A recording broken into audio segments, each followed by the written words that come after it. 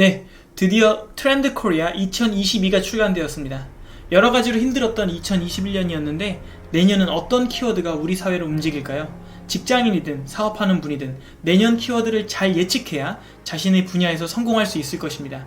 저자들은 10개의 핵심 키워드를 제시하는데요. 앞글자를 따면 Tiger or Cat입니다. 저는 여러분의 시간을 아끼기 위해 이 책을 꼼꼼히 읽으며 딱 2개의 키워드만 꼽았습니다. 이 2가지만 잘 분석해도 2022년을 스마트하게 준비할 수 있을 것입니다. 자, 첫 번째 키워드입니다. 나노사회, 나노소사이어티. 나노는 원래 원자나 분자 단위를 계산할 때 쓰는 단위죠. 10억 분의 1입니다. 그만큼 2022년에는 더욱 개인주의가 심화될 것입니다. 코로나 영향까지 겹치면서 각 개인들은 자신을 사회에 노출하는 일이 더욱 조심스러워졌죠. 이 책에서는 최근 트렌드를 이렇게 압축합니다.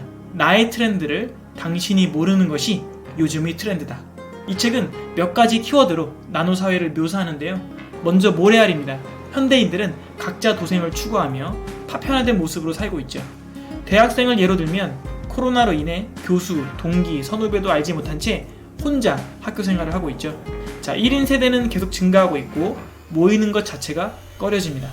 나노사회에는 트렌드가 미세화되면서 해시태그가 중요한 역할을 합니다. 개인적 욕구가 공동체의 결속보다 중요하기 때문에 개인적 취향이 최우선이 되는 거죠. 현대인들은 취향과 TMI로 자신을 규정하면서 해시태그로 커뮤니티를 만들고 있습니다. 자, 노동도 점점 파편화됩니다. 평생 직장이 사라지고 점점 인맥도 약해지는 사회에서 디지털 플랫폼을 바탕으로 초단기로 노동하는 긱 노동자들이 급증합니다.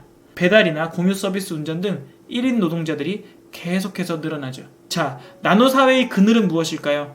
공감력이 결핍되겠죠. 자신의 취향이나 생각이 맞는 사람들만 온라인으로 만나다 보면 타인에 대한 공감 능력이 떨어지고 갈등이 심해집니다. 남녀 갈등, 세대 갈등, 각종 갈등이 심해지면 공공선을 추구하기 어려워지죠. 모래알을 묶을 수 있는 결집력이 부족하기 때문에 한편으로 우리는 더 강력한 리더를 원하게 됩니다. 2022년에는 선거가 있죠. 그렇다면 어떤 리더가 뽑힐까요? 두 번째 키워드와 연결됩니다. 내러티브 자본, Tell me your narrative. 저자들도 강조하듯이 선거는 내러티브의 전쟁이죠. 이제는 더 이상 로고스, 이성과 논리의 시대가 아니라 미토스의 시대입니다. 감성과 상징이 움직이는 시대죠. 그러므로 2022년 선거에서는 누가 더 국민의 감성을 움직이는 내러티브를 가지고 있느냐, 그것이 중요합니다. 자, 내러티브 하면 딱 떠오르는 인물이 있죠. 아이언맨의 롤 모델이기도 한 테슬라의 일론 머스크입니다. 테슬라가 대박이 난 이유는 자율주행 자동차의 현실이 아닌 비전을 제시했기 때문이죠. 비전과 세계관을 담은 강력한 서사, 즉 내러티브를 갖추면 그 기업은 대박이 납니다. 이제 재무제표나 과거 실적만 보고 기업에 투자하는 시대가 아니죠. 이제 투자자들은 이 기업이 어떤 스토리를 가졌는가, 어떤 비전에 이르게 될까를 봅니다.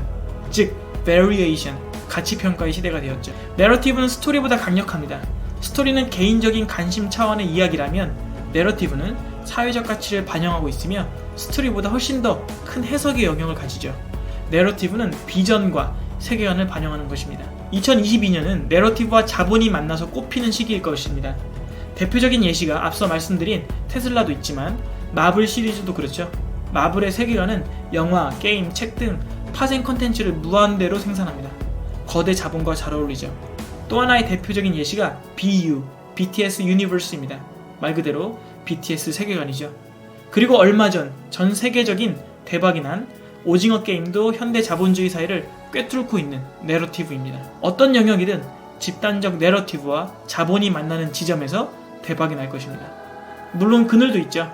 내러티브는 이양 대립적인 특징을 갖기 때문에 특히 정치에서 선 대 악, 정의 대 불의, 유능 대 무능 대립을 통해 정치인들은 상대방을 비판하며 자신만의 내러티브를 완성해가죠. 내러티브의 편향성 문제는 가짜뉴스 같은 심각한 현상도 일으킬 수 있습니다. 실제로 가짜뉴스의 재생산 지수는 코로나19 재생산 지수보다 더 높았다고 합니다. 그만큼 파급력이 엄청나다는 거죠. 자, 나노사회와 내러티브 자본에 대해서 간략히 정리해봤습니다. 우리 각 개인은 2022년을 어떻게 준비해야 할까요? 이 책의 마지막 문장은 이렇습니다.